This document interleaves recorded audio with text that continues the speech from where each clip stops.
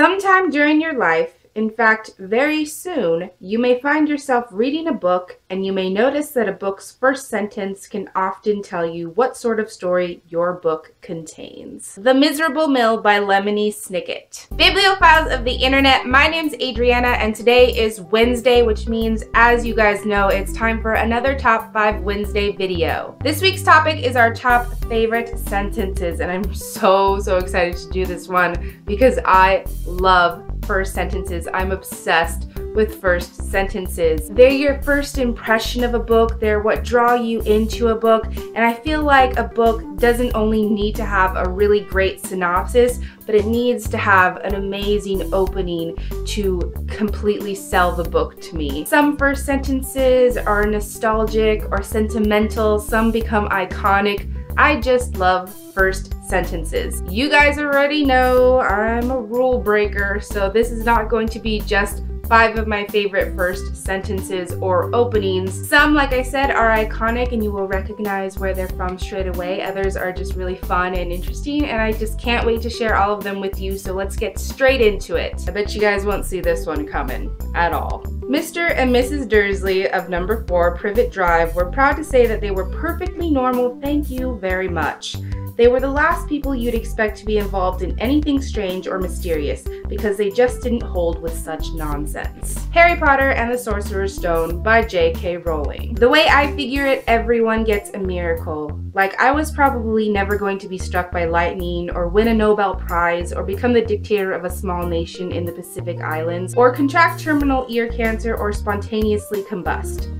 But if you consider all the unlikely things together, at least one of them will probably happen to each of us. Paper Towns by John Green. Again, this will be a shocker for you. It is a truth universally acknowledged that a single man in possession of a good fortune must be in want of a wife. Pride and Prejudice by Miss Jane Austen. That day the human race remembered the terror of being dominated by them, and the shame of being held captive in a birdcage. Attack on Titan by Hajime Isayama. I almost want to laugh about how much I mentioned this series on my channel now that I've discovered it, but I literally have lost all ability to care. Like, I don't care. The feelings are so real right now. Don't touch me. I have no idea how to write this stupid book. Can I just be honest with you for 1 second? This is the literal truth. When I first started writing this book, I tried to start it with a sentence, it was the best of times, it was the worst of times. I genuinely thought that I could start this book that way. I just figured it's a classic book starting sentence. But then I couldn't even figure out how you were supposed to follow that up. I stared at the computer for an hour and it was all I could do not to have a colossal freak out. In desperation, I tried messing with the punctuation and italicization, like it was the best of times and the worst of times? What the hell does that even mean? Why would you even think to do that? You wouldn't, unless you had a fungus eating your brain, which I guess I probably have. Me and Earl and the Dying Girl by Jessie Andrews. This one's also gonna be a huge shocker, really unpredictable. You never would have guessed that this was going to be in this video. In a hole in the ground, there lived a hobbit. Not a nasty, dirty, wet hole filled with the ends of worms and an oozy smell, nor yet a dry, bare, sandy hole with nothing in it to sit down on or to eat. It was a hobbit hole, and that means comfort. The Hobbit by J.R.R. Tolkien. Sometimes I think that everyone has a tragedy waiting for them. That the people buying milk in their pajamas or picking their noses at stoplights could only be moments away from disaster. That everyone's life, no matter how unremarkable, has a moment when it will become extraordinary, a single encounter after which everything that really matters will happen. The Beginning of Everything by Robin Schneider. Sophie had waited all her life to be kidnapped.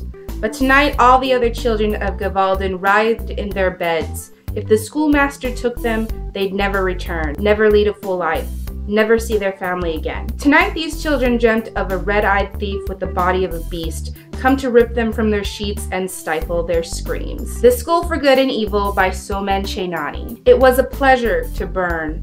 It was a special pleasure to see things eaten, to see things blackened and changed. With the brass nozzle in his fists, with this great python spitting its venomous kerosene upon the world, the blood pounded in his head, and his hands were the hands of some amazing conductor playing all the symphonies of blazing and burning to bring down the tatters and charcoal ruins of history. Fahrenheit 451 by Ray Bradbury. And there are so many more, but the last one for now is this. Once upon a time, an angel and a devil fell in love. It did not end well. Daughter of Smoke and Bone by Lainey Taylor. There you have it, guys. That is my first sentence bonanza that I compiled for you guys. I hope you guys enjoyed them. I know not all of them were just the first sentence, but sometimes the first sentence has no context and it's really the opening that gets ya. Remember, if you are interested in joining Top 5 Wednesday, the links to the Goodreads group with all of the information for that is always in the down bar. I hope you guys enjoyed this video. Thank you very much for watching, and I will catch you on the flip side of the page.